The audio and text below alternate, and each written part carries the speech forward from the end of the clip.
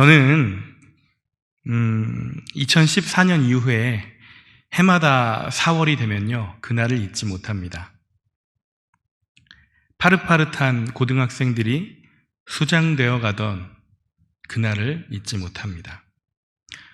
눈앞에서 배가 침몰되어 가는 장면을 지켜보면서도 그 애처로운 생명들을 최선을 다해 구하지 않았던 그날을 잊지 못합니다. 어떤 사람은 자신이 먼저 살겠다고 학생들을 내버려 둔 채 가장 먼저 배를 탈출하고, 어떤 사람은 학생들을 살리겠다고 배 밑바닥으로 내려가 탈출하지 못하는 아이들과 함께 죽음을 당했던 그날을 잊지 못합니다. 여러분, 우리는 살면서요, 종종 이해할 수 없는 일들에 부딪히곤 합니다. 폭력 사건의 가해자는 버젓이 삶을 즐기면서 살아가는 반면, 피해자는 평생 동안 그 후유증에 시달리면서 살고 있죠. 성폭력에 대한 사건들, 여러 종류의 갑질 사건들도 비슷합니다. 거의 대부분 잘못을 저지른 사람은 편안하게 살아가는 반면에 피해자는 큰 고통과 아픔 속을 살아가고 있습니다. 어떤 경우는요, 가해자 본인은 피해를 줬다는 인식조차 없는 반면에 피해자는 평생 동안 점점 더 병들어 갑니다. 우리가 사는 사회는요, 피해자보다 가해자가 더욱 떵떵거리면서 살아가는 것 같습니다. 남보다 나를 더 생각하고 남의 고통은 전혀 고려하지 않은 채 내가 좋으면 그만이다는 식으로 사는 사람들이 오히려 승승장구하는 모습이 자주 보입니다. 반면에 나보다 남을 먼저 생각하며 사랑과 헌신으로 아름다운 삶을 살아가는 사람은 상당히 많은 경우에 힘이 없고 빽이 없어서 억울한 일을 연속으로 당하고 돈이 없어 끼니를 걱정하면서 살아가야 하며 심한 경우는 목숨을 잃기까지도 합니다. 우리는 이런 일을 부닥칠 때마다 갈등하죠. 고민합니다. 나도 그냥 이 경쟁사회의 룰을 따라 내 이익과 내 편의를 중시하면서 살아갈 것이냐, 아니면 선한 양심을 따라, 말씀을 따라 힘이 들어도 손해보더라도 나보다 남을 섬기며 살아갈 것인가. 오늘 본문 말씀은요, 나보다 남을 더 생각하면서 선행과 구제를 베풀었던 다비다의 이야기입니다. 그런데 이상하게도요, 성경은 선행과 구제를 베풀었던 아름다운 모습은 거의 말하지 않습니다. 선행과 구제를 베풀어서 복을 받았다는 내용 아예 없습니다.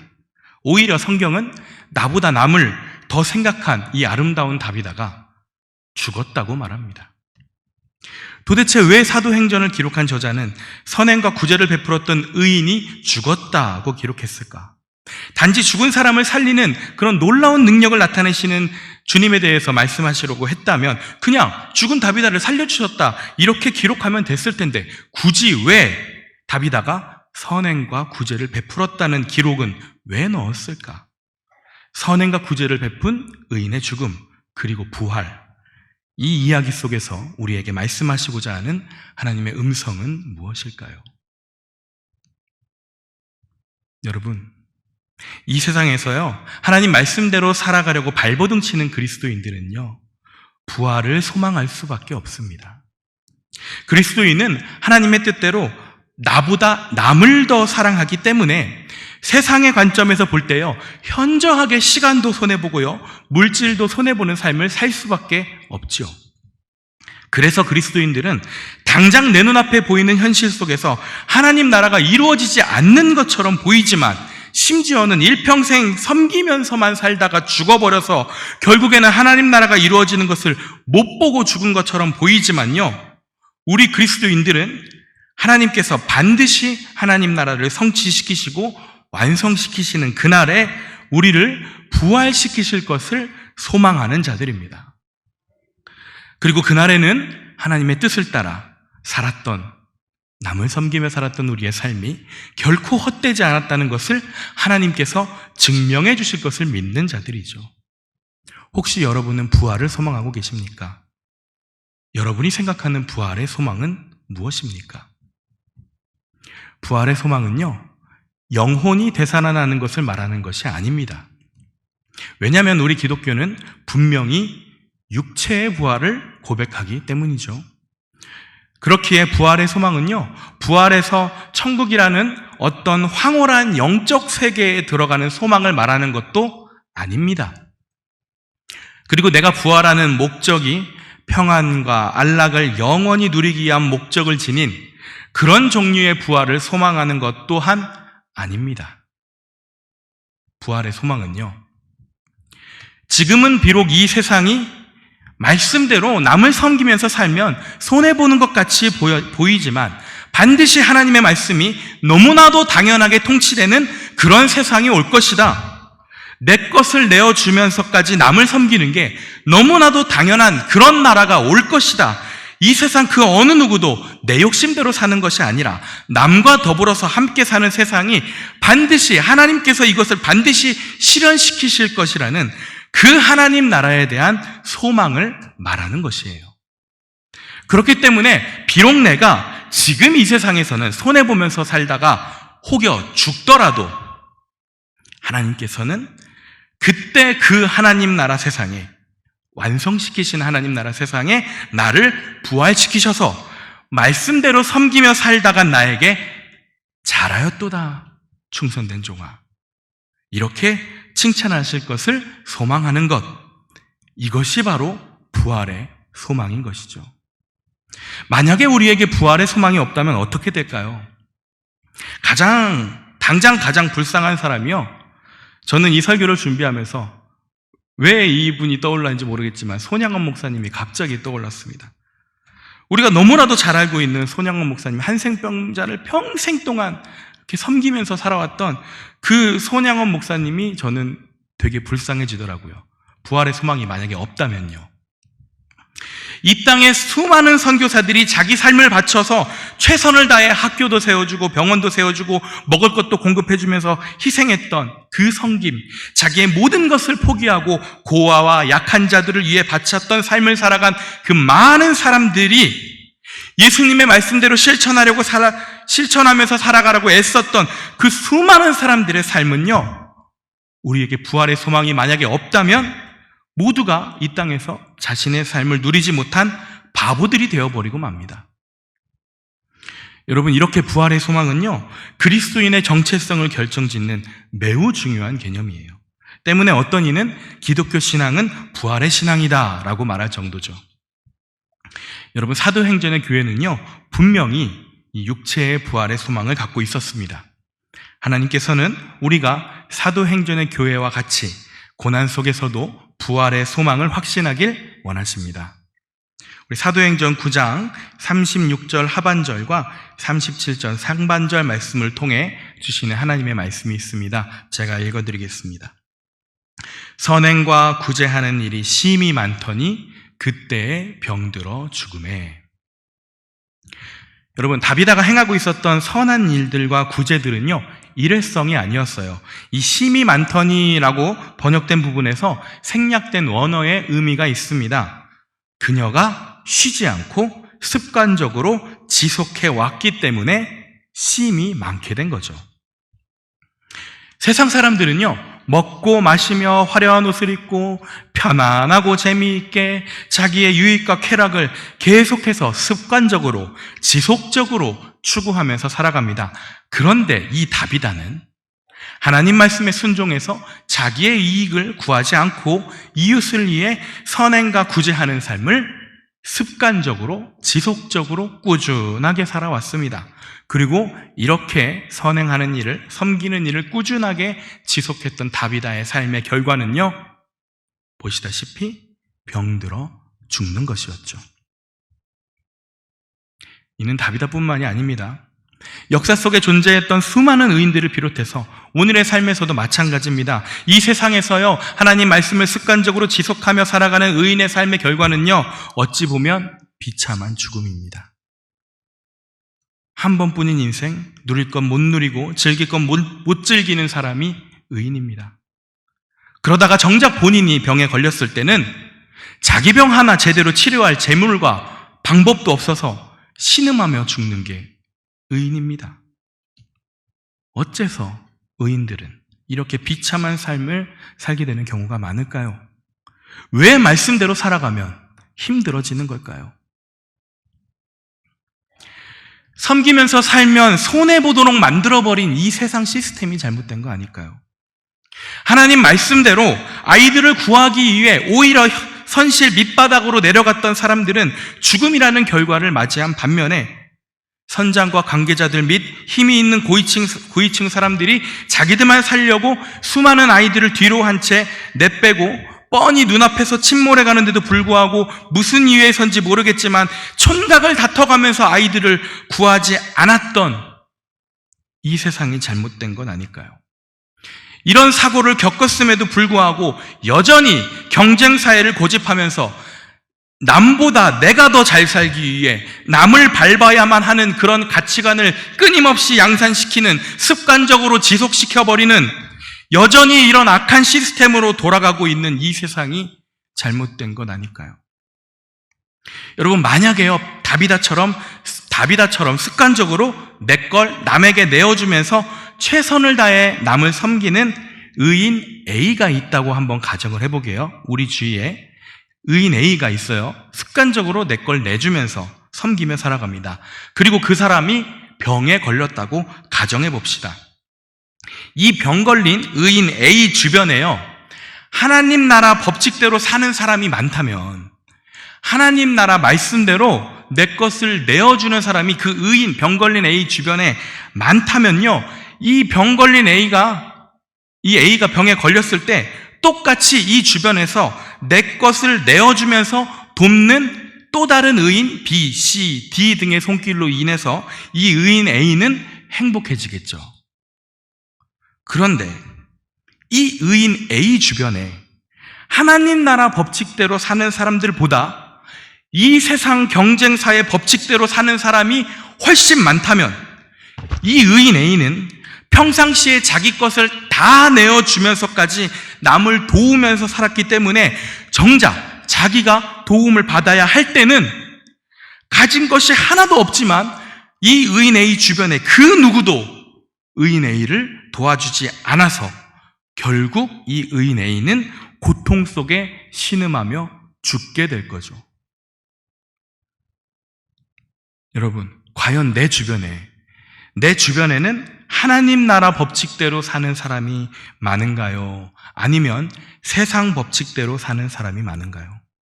아니, 이 질문 이전에 과연 나는 하나님 나라 법칙대로 사는 사람인가요? 아니면 세상 법칙대로 사는 사람인가요? 자, 다시 본문으로 돌아와서요. 사도행전 9장 37절 하반절에 이런 말씀이 있습니다. 시체를 씻어 다락에 누이니라. 여러분, 분명 다비다는 죽었습니다. 그런데요, 욥바 사람들이 이상한 행동을 보여요.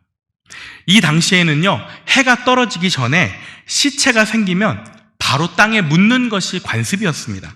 근데 이 사람들은요, 다비다의 시체를 땅에 묻지 않아요. 시체를 씻어서 다락에 누입니다. 마치 베드로가 와서 다비다를 부활시킬 것을 알고 있다는 듯이 말이죠. 지금 이 욥바 사람들의 눈에 보이는 건 의인의 죽음입니다. 하지만 이 욥바 사람들은 눈에 보이는 것을 보는 게 아니라 아직 눈에 보이지 않는 것을 바라보고 있었습니다. 아직 나타나지 않은 일을 소망하면서 그 나타나지 않은 일을 준비하며 시체를 씻어 다락에 누이고 있습니다. 여러분, 세상은요, 우리에게 너무나도 자주 의인의 죽음, 의인의 실패, 하나님 말씀대로 살아갔을 때 보이는 어두운 결과물들을 우리 눈앞에 갖다 놓습니다. 뻔히 보이게요. 하지만 그럴 때일수록 우리는요, 눈에 보이는 결과물에 집중하는 것이 아니라 아직 눈에 보이지는 않지만 반드시 다가올 하나님의 일을 소망해야 하는 거죠. 반드시 부활을 시키실 그 하나님의 역사하심을 바라봐야 하는 것입니다. 인간은 당장 눈앞에 보이는 욕망을 해결하면서 누리는 것을 좋아합니다. 당장 우리는 눈앞에 음식을 절제하지 못하죠. 눈앞에 재미와 쾌락을 절제하지 못해요. 눈에 보이는 화려하고 멋있는 차들, 넓고 아늑한 집, 최신 휴대기기, 그리고 사람들이 나를 따르는 명예, 인기. 이런 것들을 누리며 살아가는 삶이 좋습니다. 당장 눈앞에 보이는. 그런 면에서 현대사회는요, 정말 눈에 보이는 것들에 집중하도록 고도로 발달되어진 사회인 것 같아요. 이런 사회에서 하나님 말씀대로 사는 의인은 지금 당장 눈에 보이는 것들을 누리지 못하는 것처럼 보이죠. 하지만 이렇게 눈에 보이는 걸 강조하는 사회에서도 우리가 하나님 말씀대로 행할 수 있는 것은 하나님께서 우리에게 눈에 보이지 않는 부활의 소망을 주셨기 때문입니다. 예수 그리스도께서 사망의 권세를 깨트리시고 부활의 첫 열매가 되셨기 때문에 우리 역시 그분의 뒤를 따라 부활하게 될 것을 확신합니다. 이러한 확신을 갖는 우리는요, 앞으로 어떻게 살아야 될까요? 아무리 세상 법칙을 따라 사는 사람들이 눈에 보이는 게 잘 되고 복 받는 것처럼 보이고, 반대로 하나님 말씀대로 사는 건 고통 가운데 죽는 것처럼 보일지라도 부활의 이 확신을 따라서 아직은 눈에 보이지 않는 진리의 말씀을 확실하게 붙잡으면서 그 말씀대로 하나님과 이웃을 섬기며 살아가는 힘을 하나님께 공급받아야겠죠. 여러분, 제가 어느 날 페이스북을 이렇게 보다가 한 기사를 하나 읽었는데요. 그 기사 내용이 대충 이런 내용이었습니다. 어떤 한 청년이요, 형편이 매우 곤란한 여인에게 큰 선행, 그러니까 큰 돈을 베풀어주는 일을 했습니다. 이 청년의 선행을 받은 여인은요, 나중에 이 청년이 그냥 큰 돈을 베풀어주고 이름도 안 알려주고 훅 사라져버려서 은혜를 갚을 길이 없었대요. 그래서 나중에 이 여인이 형편이 좋아져서 이 은혜를 갚으려고 이 청년을 수소문했는데 그 청년을 찾지는 못했고, 이 청년이 여인에게 선행을 베푼 바로 그 다음 날 교통사고로 사망했다는 소식을 접하게 됐답니다. 그리고 그 소식을 알려고 그 청년을 찾으려고 열심히 찾았는데 그 찾는 과정 중에 이 청년이 이 여인한테뿐만 아니라 수많은 사람들에게 계속해서 자기의 돈도 나눠주고 자기의 시간도 나눠주면서 살아왔다는 것 또한 알게 됐습니다. 그리고 그 청년이 독실한 기독교인이라는 것도 알게 됐습니다. 이러한 청년의 선행과 마음씨에 감동한 여인은요, 자기를 비롯해서 이 청년의 도움을 받은 사람들을 다 모아서 선행 릴레이 웹사이트를 개설을 했다고 합니다. 이 청년은 비록 교통사고로 사망해서 세상에 없지만 청년이 베푼 이 선행이, 그 씨앗이 점점 자라나 많은 사람들에게 릴레이로 이어져서 지금은 상당히 큰 규모의 선행 릴레이 웹사이트가 됐다고 합니다. 여러분, 이것이 바로 부활의 생명이 흐르는 현장이 아닐까요? 비록 선행을 베푼 청년은 죽음이라는 결과에 있습니다. 우리 눈에 보이는 결과는 죽음이라는 결과예요. 하지만 이 청년의 선행은요, 생명력을 갖고 많은 사람들에게 희망을 주고 생명을 주는 쪽으로 확장되어져 갔습니다. 한 청년의 선행에서 시작된 이 생명의 흐름은요, 비록 청년이 죽음 속에 있지만, 청년이 아직 육체의 부활은 하지 않았지만 많은 사람들을 살리는 이 부활의 힘이 이 청년으로부터 시작돼서 지금도 현재 진행형으로 이 세상에 부활의 생명을 퍼뜨리고 있는 거죠. 확신하건대 하나님께서는 마지막 날에 반드시 이 청년을 부활시키셔서 의인이 받는 상급을 누리도록 하실 것입니다. 그렇습니다, 여러분. 오늘 본문에서 마지막으로 볼 부분이요, 하나님께서는 반드시 의인을 부활시켜 주신다는 겁니다. 사도행전 9장 40절의 말씀 제가 읽겠습니다. 베드로가 사람을 다 내보내고 무릎을 꿇고 기도하여 돌이켜 시체를 향하여 이르되 다비다야 일어나라 하니 그가 눈을 떠 베드로를 보고 일어나 앉는지라. 베드로가 외친 다비다야 일어나라, 이 말은요, 우리가 기록된 이 성경책에는 헬라어로 기록됐지만 실제 베드로가 이 말을 할 때는 아람어로 했을 거라고 추측을 하고 있습니다. 그렇다면 이 다비다야 일어나라 하는 이 말을 아람어로 바꾸면요, 어떻게 되는지 아시나요? 어떻게 되게요? 다비다쿰이 됩니다. 여러분, 다비다쿰 어디서 많이 들어본 단어 아닌가요? 이게 과거 예수님이 어린 소녀를 향하여 명령하신 말씀, 달리다쿰, 이거와 비교해 볼 때요, 아람어 철자로 딱 한 글자 차이입니다. 다비다쿰. 이거는 마치 예수님께서 직접 부활을 명령하시는 것과 같은 느낌을 받게끔 하죠. 사도행전이 기록된 시기의 교회는요, 박해가 시작된 때입니다. 그리스도인들이 다 죽어나가고 주님의 재림은 눈에 보이지 않아요. 이럴 때 희망이 하나도 없어 보이는 이 시기에 교회는 확실한 희망이 필요했습니다. 그래서 선행과 구제를 많이 한 이 다비다를 통해 하나님께서는 의인의 부활이 마지막 날에만 일어나는 것이 아니라 실제로 지금도 일어남을 그 당시 교회 공동체들에게 보여주신 것이죠. 그래서 박해의 시대 속에 살아가는 그리스도인들에게 부활의 소망을 확실하게 심어주시고, 여전히 박해 가운데에서도 하나님 말씀대로 섬기며 살아갈 수 있는 그 원동력을 교회 공동체에게 공급해 주신 겁니다. 여러분, 이는 지금 우리 그리스도인들에게도 마찬가지로 적용됩니다. 하나님께서는 개인주의로 포장한 이 이기주의가 만연해버린 이 세상에, 물질 만능주의가 온 세상을 지배하고 있는 이 시대를 살아가는 우리 그리스도인들에게 세상의 법칙과는 반대로 살아가던 이 다비다의 부활이 실제로 일어났음을 보여주고 계시는 거죠. 다비다쿰, 주님의 이 외침은요, 지금 우리들의 가슴 속에 외쳐지는 말씀입니다. 주님 뜻대로 나보다 남을 더 생각하며 하나님과 이웃을 사랑하려고 발버둥 치며 애쓰는 그 그리스도인들의 귀에 들려오는 소리, 공급해 주시는 소리. 이 세상은 우리에게 악한 자들이 잘 되고 쾌락과 향락 가운데 편히 살아가는 그런 모습을 계속해서 보여주기 때문에, 그 모습 때문에 힘들어서 쓰러지는 이 그리스도인들에게 하나님께서 직접, 예수님께서 직접 우리 귀에 외치시는 듯한 그 소리, 다비다쿰, 일어나라.